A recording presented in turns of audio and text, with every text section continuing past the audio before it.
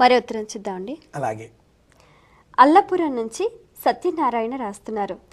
ఆలయం వెనక వైపున ఇల్లు కట్టుకోవచ్చునా, అసలు ఉండవచ్చునా, వివరించండి అంటూ రాస్తున్నారు. ఆలయం వెనక వైపున ఇల్లు కట్టుకోవచ్చునా, అసలు ఉండవచ్చునా అనే ఈ ప్రశ్న సమాధానం చెప్పకంటే ముందు, ఎందుకంటే ముందు మనం ప్రశ్న చెప్పుకున్నాం కదా, ఇంకొక విషయం కూడా చెబుతాను.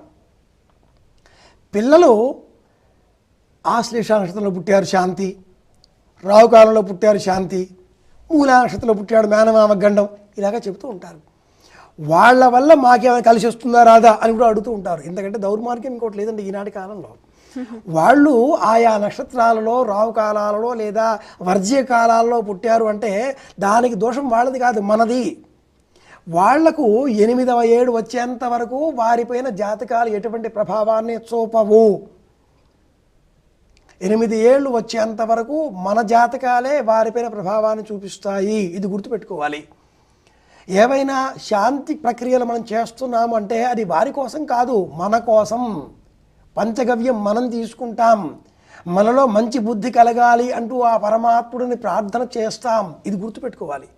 ఇక ఈ ప్రశ్నకి వచ్చేస్తే, శ్రీమన్నారాయణ దేవతలో లక్ష్మీ సంబంధిత దేవతలు, శివ సంబంధిత దేవతలు, ప్రధానంగా ఆలయాలు ఈ 3 దైవ రూపాలలోనే నిర్మింపబడి ఉంటాయి. ఇతర దేవతా సంబంధిత ఆలయాలన్నీ కూడా ఉప ఆలయాలుగా చెప్పబడ్డాయి. ఈ 3 శివ ఆలయానికి ఎదురుగా ఉండకూడదు, విష్ణువు ఆలయానికి వెనక ఉండకూడదు, లక్ష్మీదేవి ఆలయానికి ఇరుపక్కల ఉండకూడదు అంటుంది సంప్రదాయం. ఈ సంప్రదాయాన్ని అనుసరించి ఎంత దూరం ఉండకూడదు అన్న ప్రశ్న వేసుకుంటే, సూర్యనారాయణమూర్తి ఛాయ ఆ ఆలయం పైన పడినప్పుడు ఆ ఆలయపు నీడ ఈ ఇంటి పైన పడనంత దూరంలో ఉండాలి. విష్ణు ఆలయానికి సంబంధించి నీడ పడనంత దూరంలో ఇల్లు కట్టుకోవాలి.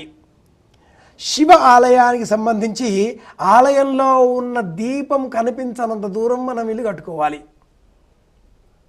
దీపం కనిపించనంత దూరంలో. గోడ పెట్టేస్తారు, ఎక్కడ కనిపిస్తుందండి అంటే మేడ వేసుకుంటాం, మేడ మీద నుంచి దీపం కనిపిస్తుంది. కాబట్టి శివ ఆలయానికి ధ్వజస్తంభం ఉంటే ఆ ధ్వజస్తంభం ఎదురుగా ఇల్లు కట్టుకొనకూడదు. అలాగే ఆ ఆలయంలో ఉండే దీపం మనకు కనిపించినంత దూరం వరకు మనం ఇల్లు కట్టుకోకూడదు. ఆలయానికి మా ఇంటికి మధ్యన రోడ్డు ఉందండి, వీధి ఉందండి అంటారు. అందువల్ల కొంత పరిహారం, దోషం తగ్గుతుంది. 1000 ఇళ్ళు దాటిన తర్వాత నగర జీవనాలలో ఇన్ని నియమాలను పాటించే అవసరం లేదు కాబట్టి 1000 గృహాలు దాటితే కట్టుకోవచ్చు, ఏ చింత లేదు. పూర్వకాలంలో గ్రామంలో ఆలయాలు ఊరికి వెలుపల ఉండేవి. ఊరి చివర సరస్సు, ఆలయం, కొలను, పొలాలు, ఊళ్ళో వాళ్ళంతా వెళ్ళేవాళ్ళు వచ్చేవాళ్ళు, ఇలాగా ఉండేది. నగరాలు పెరిగాయి, ఆలయాలు గ్రామంలోకి వచ్చేసాయి. అనేక వందల వేల 30,000 దేవాలయాల పైగా అయిపోయాయి. కాబట్టి శాస్త్రాణం విశేస్తావద్యావన్ మందర సాగరే అలా ఉంటాయి. ఇలా మనం చేస్తూ ఉంటాం. ఆలయానికి వెళదాం, అర్చన చేద్దాం.